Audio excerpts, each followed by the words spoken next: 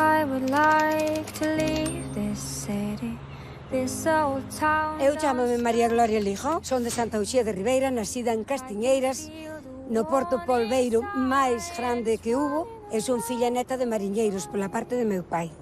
Eu non sei por qué, se era por eso, se era pola falta que había na miña casa, que eu choraba para ser home, porque non era home, os homes se iban ao mar, eu como muller non podía ir. Entonces eu, cando tuve unha ocasión de poder ir ao mar, o meu marido dixome, mira, vamos a ir a unha reparación, como vai a ser cerca dun mes, quero que veñas para aquí, mentres que estamos na reparación.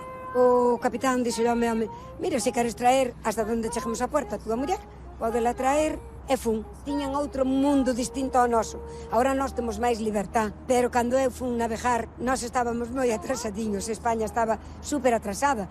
Aí se quedar de conta que ainda vivía Franco. Eu estuve neste barco navegando casi 12 anos, na mesma compañía, meu home máis eu. Entón, eso axudoume moito a comprender de que as mulleres podemos facer de todo, porque un home non é distinto a unha muller. Pode ter máis forza bruta, pero se a muller quer tamén arrima unha caixa á barriga e tamén a bota para arriba.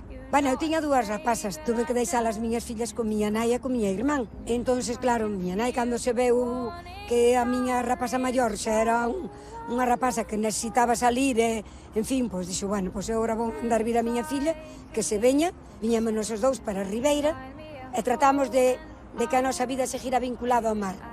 Compramos un barco pequeno que se chamaba o Jofra. Despois fomos a un pouquiño máis grande, que se chamaba o Punta de Rodeira. Pois tuvemos a desgracia de que os dous barcos foronnos ao fondo.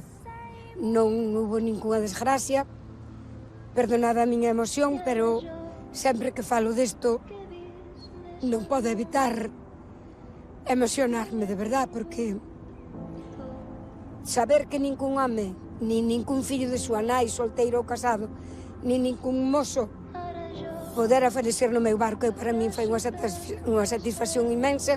Dei moitas gracias a Dios por eso, porque sería horrible para min pasar por Ribeira a ver a unha nai ou unha muller que quedara viuda.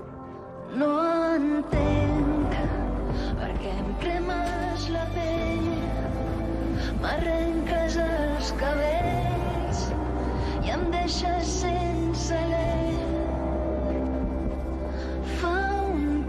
A raíz dos nosos accidentes no mar, como vin que a xente miña pouca sabía nadar, dos que iban no barco, eu non sabía nin flotar.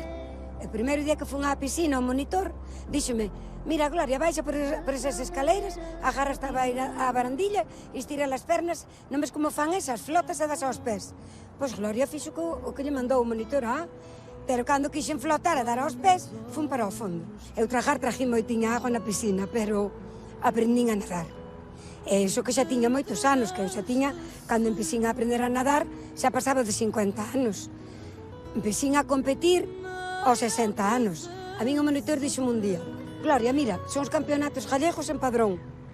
Ti queres vir competir a Padrón? E e logo ti vesme, Juan Carlos, vesme a min xa preparada para competir, vexo. Bueno, pois fomos a competir. Eu fun competir nun relevos. Pola miña culpa quizá non sacara ninguna medalla aos relevos que eu fun, porque era a que menos sabía nadar ainda, non? A partir dese día, non hubo unha competición que eu non fixera que non trouxera medalla de ouro. Eu iba á piscina ás 7:30 da mañán cando abría. Eu ás 2 da tarde volvía a ir á piscina. Fui campeona de España en 5 modalidades. En 800 metros libres, 400 libres, 200 libres, 100 libres e 200 espalda. Porque eu teño 15 récords gallegos e teño non sei cantos tamén de España.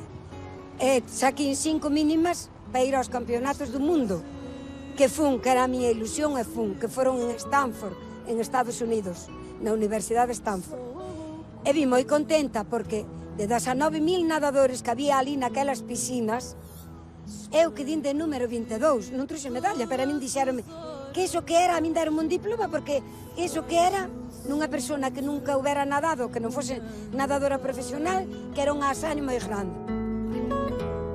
Mas máis triste que as demoras é saber que non vais máis. E desde aquí pido que todas as mulleres luchen polo que lle guste facer. Que queiran ir ao mar, que queiran ser canteiros, que queiran ser carpinteiras, que queiran ser un traballo de homes, porque iso estaba sempre agardado para os homes. Pódeno facer, porque podemos facelo. Os homes son homes, nada máis que homes. As mulleres somos mulleres, nada máis que mulleres. Aquí non é ninguén máis que ninguén. Pero que queira facelo, pode facer igual. E esa foi toda a miña pirotecnia que tuve eu na miña vida. Sinto-me orgullosa de ser como son, de ser como fun e do que fixen na vida. Quero ya a vida inmensamente, pero sinto-me orgullosa.